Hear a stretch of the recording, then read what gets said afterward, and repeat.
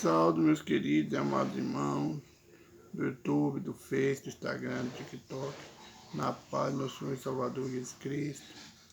Mais uma quinta-feira abençoada, né, com o Senhor, que até aqui tem nos ajudado. Feliz com os irmãos. Agora eu estou conhecendo mais meus amigos mais antigos. Dá um pouquinho de trabalho, mas estou conseguindo puxá-los um a um. Alguns não respondem, outros respondem. Que Deus abençoe todos vocês, todos nós, né? Mas o final de semana está chegando, abençoado. Hoje eu quero parabenizar todas as crianças pelo seu dia. Eu hoje ainda sou criança, nós ainda fomos crianças, mas eu ainda sou uma criança. E assim nós vamos passando a vida. Temos irmãos que zelar pela nossa criança, a autoridade que Deus nos deu sobre cada uma delas. Muitos deixam as crianças de qualquer maneira, seus filhos. Livro de Provérbios é o melhor lugar da gente aprender como educar nossas crianças. Fico horrorizada, pastores deixar crianças, pastores presidentes, autorizar os obreiros que deixem as crianças à vontade na igreja. Não na hora do culto. Na hora do culto tem um lugar de ficar, mas depois solta. Vai para a igreja, elas fazem a maior bagunça. E eu fico horrorizado de ver pastores deixa. Porque Jesus diz, vinde a mim todas as crianças. Mas não é assim o que estão fazendo hoje. Educação, as mães, os avós têm a obrigação de educar as crianças, vão ensinar como se portar na igreja. Eu vi criança se portando na igreja como se tivesse um parque infantil. Não respeita o púlpito, não respeita a adoração. E pastores obreiros achando que está certo, é correto, não é. Casa do Senhor é casa de lugar de respeito. Casa do Senhor é lugar de reverência. Tanto adulto como criança. Tem que ensinar. Agora deixa sua criança de qualquer maneira lá na igreja, de qualquer jeito, dentro da igreja. Quando ela crescer, ela vai ser do mesmo jeito. Ela não vai respeitar. Nem somente na igreja, em todo lugar, se você não ensinar a maneira como deve se comportar, pode ter certeza que mais tarde ela vai te envergonhar. Não deixe a tua criança de qualquer maneira, porque um dia você vai se envergonhar de não ter sabido educar a sua criança, ou dar ouvido a palavras que não são corretas. Deixar a criança não fica à vontade. Tudo tem um limite. Eu fui criado assim. Eu criei meus filhos assim. Infelizmente, com muita tristeza, hoje eu vejo meus filhos, o jeito que eles foram criados, e eles não educaram o filho do mesmo jeito. Parece que o que nós fizemos para eles foi tudo errado. E deixa as crianças à vontade, entregue. A criança pega um celular, vai para a televisão, os pais não vão olhar, não vão fiscalizar para o que eles estão assistindo, o que eles estão fazendo nos aparelhos. Estão à vontade. E para escândalo nosso hoje, no povo cristão, na igreja também está do mesmo jeito. Estão deixando entrar na igreja e fazer o que quer. Faz nos instrumentos de música, mexe em tudo. Não respeita o povo. E pior que a autoridade da liderança deixa à vontade. Não é. Está ensinando a destruir a casa do Senhor. Não está tendo reverência. Tem que ensinar as crianças que tem que respeitar. Se meus pais não ensinassem eu a respeitar os adultos mais velhos, como seria hoje? Se meu pai não souber ensinasse como me comportar em outros lugares fora da minha casa, na escola, onde eu ia, como seria eu hoje? Então, irmãos, as crianças não criam de qualquer maneira, não. A criança é o retrato do que são os pais. Se ela é criança bagunçada, os pais são. Se ela é uma criança sem educação, que os pais ensinaram assim. Eu brinco muito com minhas netas, principalmente a Sara, o Gabriel. Mas os outros eu brinco, mas já não dou a liberdade que eu dou aos dois. Porque os dois eles me respeitam mais. Eles têm mais um. Os outros não, já foram criados de outro jeito. Mas esses dois mais velhos, a Sara e o Gabriel, não. Eles são diferentes. Eles sabem se comportar.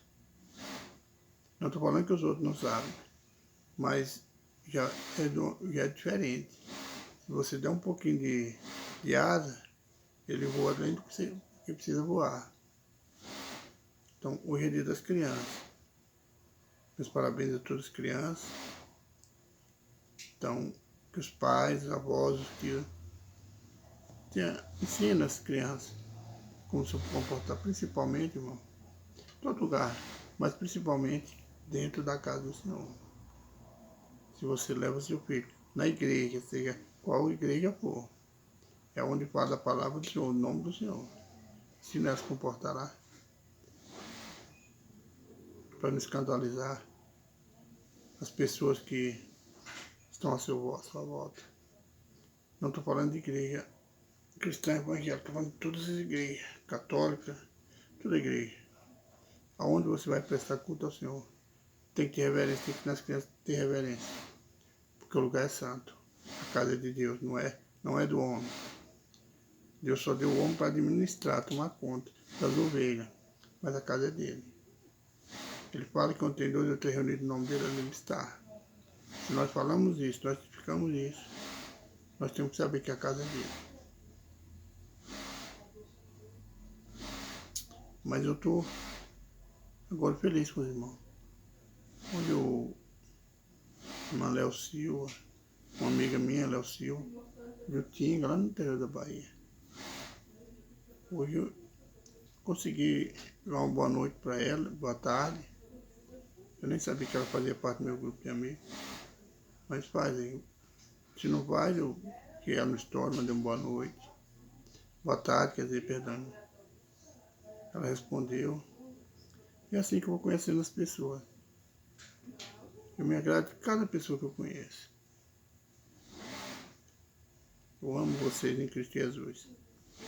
Vamos para mais um capítulo hoje da Palavra do Senhor. Senhor, obrigado pelo dia, pelo calor, pelo frio. Obrigado pelo alimento, pela família. Obrigado, Pai, pelo sol, pelo frio, pelo calor. Obrigado, Pai, por o Senhor ser Deus, o nosso pastor, e não desistir de nós, com nossas falhas, nossos pecados, nossos erros. Mas o Senhor não desiste de nós.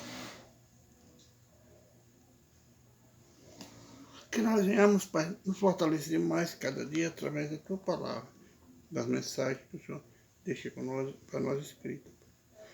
Pai, abençoa, Pai, o Teu povo, Pai, que nessa hora estão junto comigo, Pai. Mais um vídeo, Pai, para a glória do Teu santo nome. Perdoa os meus pecados, as minhas falhas, minhas transgressões, por obra, pensamento e ignorância. Porque eu errei, que eu falhei, porque desagradou o Senhor, perdoa-me, Pai. Fala conosco, Pai, hoje, Pai, no Evangelho, na carta do apóstolo Paulo aos Gálatas, no capítulo 2, que não sei o que eu quero ouvir, não o que eu quero falar, mas que o Teu Espírito tenha a falar através do Teu servo que se encontra aqui, Pai. Fala conosco, Pai, em nome do Senhor Jesus, amém. Irmãos, o capítulo 2 de Gálatas, ele começa lá no versículo 6, do capítulo 1, que diz: a inconstância dos Gálatas, Paulo vindica a autoridade divina do seu apostolado, da sua doutrina. Aqui, os irmãos de Gálatas, eles eram inconstantes, era igual, ele não sabia, era igual o vento. Ele não sabia como ficava, se vivia em cima do muro, eu creio. Se ficava de um lado, se ficava de outro, se ficava na igreja, ficava no mundo, eu creio que seria assim. Eles não eram pessoas constantes na palavra, não era obediente à palavra. Mas agora Paulo, cheio do Espírito Santo, Ele reivindica a Deus a autoridade que Deus deu a ele. A autoridade divina, não a autoridade de homem, mas que Deus desse sabedoria a ele, para como ele levar o apostolado dele, como ele ensinar, colocar a igreja de Gálatas no eixo, na doutrina do Senhor, que obedecer, seguir a doutrina do Senhor. E muitas vezes não é fácil, irmão. Você que pastoreia a igreja, que toma conta da liderança de uma igreja, não é fácil. Tem pessoas desobedientes, pessoas de coração duro, pessoas que vai se levantar, vai te acusar, vai te machucar. Mas é necessário. Quando você está na frente de uma obra, não precisa ser pastor, não.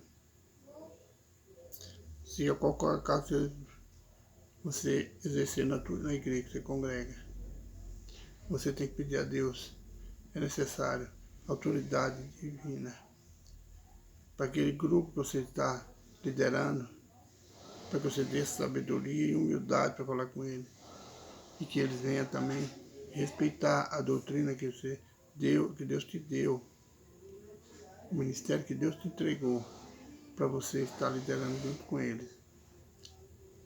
Quando as coisas saem do eixo, é necessário. Muitas vezes a gente fala duro. Porque se a gente deixar relaxar, vai desandar. Então vai ser dos trilhos. Foi isso que aconteceu, está acontecendo em Gálatas. Que Paulo veio agora e que não quer que a palavra do Senhor, que a igreja do Senhor saia dos trilhos. Que o povo quer que o povo seja constante. Não seja um povo irregular. Que um dia está aqui, um dia está na igreja, um dia está no mundo. Que não obedece a doutrina. Diz assim, depois passado 14 anos, subi outra vez a Jerusalém, com Barnabé, levando também comigo Tito. E subi por uma revelação e lhes expus o evangelho que prego entre os gentios, e particularmente aos que estavam em estima, para que de maneira alguma não corresse ou não tivesse corrido em vão. Mas nem ainda Tito, que estava comigo, sendo grego, foi constrangido a circuncidar-se. E isso por causa dos falsos irmãos que se tinham intermetido e secretamente entraram a espiar a nossa liberdade que temos em Cristo Jesus para nos porem em servidão. Muitas vezes as pessoas entram para estragar seu ministério, sua liderança. E foi aqui, pessoas entrou secretamente, fez isso com o povo da igreja de Gálatas.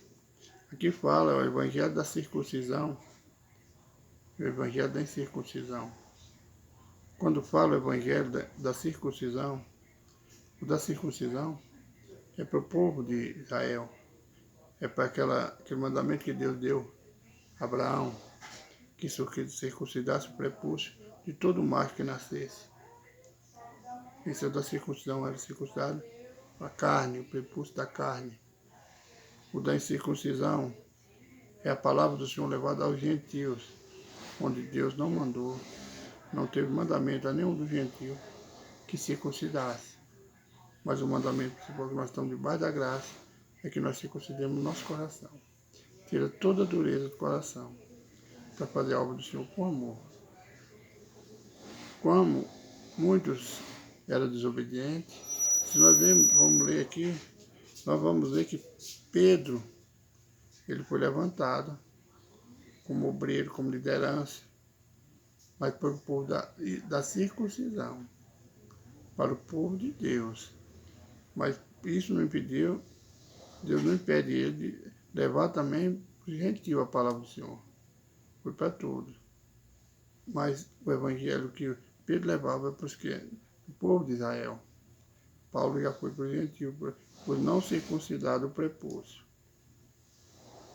Creio que os irmãos sabem o que é a circuncisão do prepúcio, né? Então, como Paulo chega ali, você vê que Pedro não está andando corretamente. Paulo que não conheceu Jesus, que não andou com Jesus, mas Jesus deu autoridade a ele deu o poder de ele exortar quem tivesse errado, que ele ensinasse o caminho da verdade. Então, como Pedro ali estava misturando as coisas, misturando a igreja, andando desordenadamente, obrigando as pessoas a serem circuncidarem, separar das pessoas. Então Paulo agora, pela autoridade que Deus deu a ele resiste a Pedro. Resiste na cara. Falar para Pedro que não era certo o jeito que ele estava fazendo. Vamos ver, irmão. E os outros judeus dissimulavam com ele. Aqui mesmo. Chegando, Pedro a Antioquia lhe resistia na cara, porque era irrepreensível. Porque antes que alguns tivessem chegado da parte de Tiago, comiam com os gentios, mas depois que chegaram, se foi retirando e se apartou deles, temendo os que eram da circuncisão. Pedro, isso aí que nós vamos, como meu primeiro pastor falava, é o crente, uma hora ele está no mundo, outra hora não. Ele estava disfarçado, ele era um crente disfarçado. Quando ele viu que os da circuncisão chegou, que é o caso dos companheiros de Paulo, ele procurou se afastar do gentio, para não ser condenado por ele. Condenado assim, para não se falar, mas agora... E os outros judeus também dissimulavam com ele, de maneira que até Barnabé se deixou levar pela sua dissimulação. Barnabé, que andava com Paulo, deixou se enganar. Mas quando vi que não andavam direitamente conforme a verdade do Evangelho, disse a Pedro, na presença de todos: se tu, sendo judeu, vives como os gentios e não como judeu, por que obriga os gentios a viverem como judeus? É a mesma coisa, irmão. Ou nós somos crentes ou não somos. Se nós somos crentes e vivemos como povo do mundo, como lá fora, vivemos como povo que não serve ao Senhor, por que nós queremos obrigar as pessoas a servir o Senhor se nós não estamos servindo igual? Nós estamos dissimulando. Nosso testemunho não é bom. Nós levamos uma vida igual o mundo leva, uma vida desordenada de qualquer maneira, e queremos obrigar os mais novos, aqueles que estão fracos, a andar direito, se nós não damos testemunho. Então, irmão, é necessário a gente ter sempre a sabedoria, procurar ter entendimento, o que nós queremos ser, o que nós somos. Nós temos um chamado, a escolha foi nossa. Deus deu o livre-arbítrio. Se você quer seguir Jesus, siga. Mas não seja dissimulado. Não seja um crente mentiroso. Seja um cristão fervoroso e dê testemunho do Evangelho que Deus entregou você para pregar. Quando você está junto com as pessoas do mundo, você é mundano. Quando você está junto com a sua família, com os irmãos da igreja, você é cristão, não. Ou você é uma coisa ou outra. Você não pode ficar em cima do mundo. Eu não posso ficar em cima do mundo. Apesar que nós erramos, mas Deus sabe a nossa fraqueza. Mas isso não quer dizer que Deus não dá essa autoridade. Deus quer de nós mais santificação. Hoje nós vemos aí nas igrejas, muitas pessoas saem, afastam das igrejas e que congregam, porque quer levar uma vida desordenada, não aceita a correção. Mas é necessário, irmão. Se você não aceita, pega a sua Bíblia, vai ler e vê o que está certo, o que está errado. Nós não fomos chamados para levar uma vida de qualquer maneira. Nós fomos chamados para ser o sal da terra, para ser a luz do mundo. Nós não fomos chamados para ficar escondido. Nosso testemunho tem que ser real, tem que ser um testemunho que brilha. Muitas vezes, pelos nossos falhas, a nossa luz chega até quase a apagar. Mas nós temos que buscar a força do Senhor. temos que andar em vigilância, sabe por quê? Porque está chegando o tempo que Jesus veio quer buscar a igreja. Está chegando o tempo, o fim de todas as coisas está chegando. Não esqueça, temos que levar uma vida como nós aprendemos na Bíblia. Eu conheço muitos irmãos que na igreja que nós congregávamos, a primeira, ele seguia a doutrina, os estatutos da igreja. Mas depois que a igreja saiu, fechou, muitos saíram e começaram a levar uma vida desordenada. Quando encontrava a gente, não que a gente tocasse, mas vai ver muitos irmãos falar, não, aquilo era doutrina de homem. Irmãos, ore bem, a escolha é nossa. Deus nos obriga a nada. A doutrina, quando você entra na doutrina, na igreja, a primeira coisa que você tem que buscar é a doutrina, o estatuto da igreja, para saber se é lá que você quer ficar, se é certo. Se você acha que não dá conta, procure outro. Mas a doutrina mais pesada, mais apertada, é a porta estreita. Se você vai procurar uma doutrina onde você pode fazer o que quer, andar desordenadamente, você está procurando portas largas. Tem muitas portas largas esparramadas pelo mundo. Muitas igrejas abertas que não falam a verdade, não falam de libertação, não falam do Apocalipse, não falam da volta de Jesus. Portas largas. Cuidado, cuidado, ore, pede direção a Deus. Não entre em qualquer porta. Não estou julgando a igreja de ninguém. É a Bíblia que nos ensina. Tem dois caminhos, Jesus fala. O apertado e o largo. Cuidado. Quando ele fala que tem dois caminhos, ele está nos ensinando que tem dois tipos de igreja no mundo, que foi aberta pelo homem. Tem a porta estreita e a porta larga.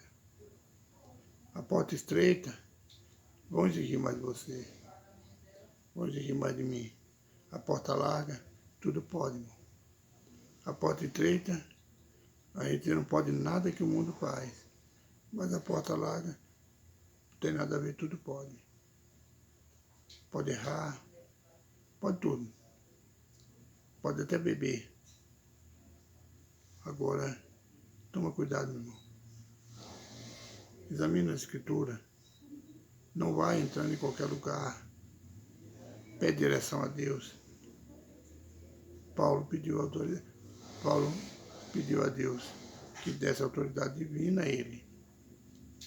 As cartas que ele escreveu, que foi escrita para nós, foi com autoridade divina. Foi pelo Espírito Santo. E hoje nós, por escândalo da igreja, por escândalo nosso, muitos que estão falando que é doutrina de homem. Homens inspirados pelo Espírito Santo. Homens que tiveram intimidade com Jesus, que sofreu açoite, prisões, que foi apedrejado. Ele estava preparado para escrever, para fazer a doutrina. Se eles fizeram, se está na Bíblia, é porque eles seguiram. Quando nas fraquezas, ele procura se fortalecer. Não é tudo, irmão, que coloca na nossa mão, que nós coloca na nossa boca, nós podemos engolir. Temos que pedir ao Senhor discernimento do que é certo e o que é errado. Tem que pedir ao Senhor que nos fortaleça, que nos ajude a seguir nessa jornada. Que mais o Espírito Santo fale no meio do teu coração. Eu peço aos irmãos que continuem orando, pedindo ao Senhor que me dê sabedoria e entendimento, para que nós juntos possamos aprender o Evangelho. E eu vou continuar orando pelos irmãos. Minha cadernetinha, eu estou arrumando ela. Talvez eu vou passar ela toda a limpa, demora muito, mas talvez eu vou passar. Não vou tirar o nome de ninguém, tem pessoas que me excluíram do Messenger. Tem pessoas que estão lá que já não faz parte, que eles me excluíram. Deus sabe por quê. Mas o nome dele vai continuar na minha caderneta, que eu estarei orando, para que Deus os abençoe e transforme. Que me transforme também eu preciso de transformação. Eu não sou nenhum santo. Eu sou pecador. Eu sou falho. Eu erro. Então vamos orar, irmão. Soberano Deus, eterno Pai. Obrigado, Pai, por mais um vídeo, por mais um dia. Obrigado, Senhor, pelo Senhor estar sempre conosco, nos ensinando, Pai. A Tua palavra, Pai. Pai, eu coloco nas Tuas mãos, Pai, nessa hora, a necessidade de cada um de nós que estão sobre essa terra, Pai. E também junto, Pai, estamos orando pela Israel, Pai. Pela Terra Santa. A terra que o Senhor escolheu para pôr o Seu nome, Pai. Pai, pedimos ao Senhor nessa hora, Pai, que supra todas as nossas necessidades, Pai. Seja em qual área for, Pai, seja na área sentimental, na área espiritual, Pai, aonde tiver uma necessidade, o Senhor sabe que nós temos, Pai. Nós colocamos ela nas Tuas mãos, Pai. Na saúde, nas portas abertas, em alguma causa que está na justiça, na restauração de lar, na enfermidade, Senhor Deus da cura. Pai, o Senhor está com tudo nas Tuas mãos, tudo é do Senhor. Foi feito pelo Senhor e para o Senhor, Pai.